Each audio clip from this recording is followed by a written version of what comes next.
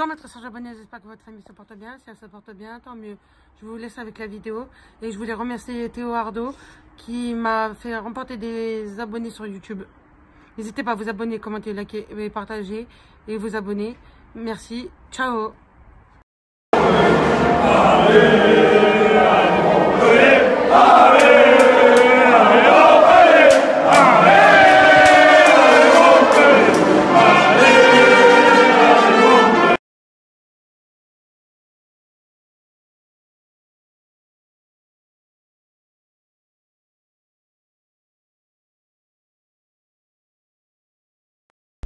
Ça bouge un peu dans la salle, il y a un petit peu d'excitation, c'est normal. Wow. New Zealand.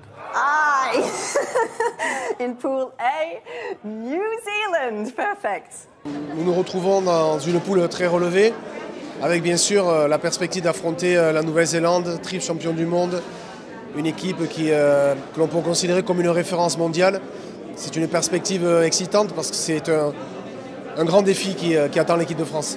Il semblerait que le destin réunit très souvent la France et la Nouvelle-Zélande lors de cette compétition mondiale.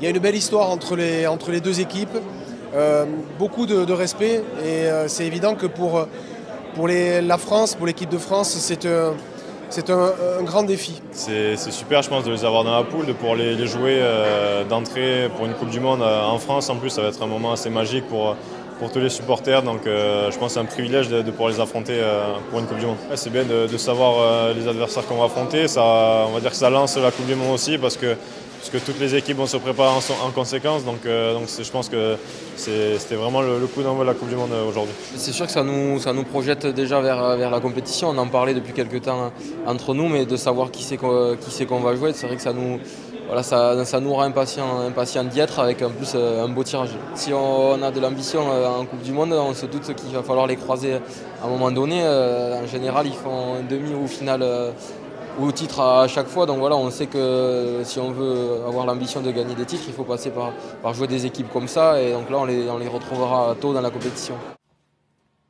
Italy. In pool A, we have Italy.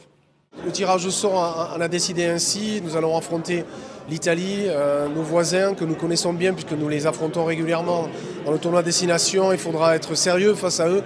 Évidemment, c'est toujours une équipe difficile à manœuvrer.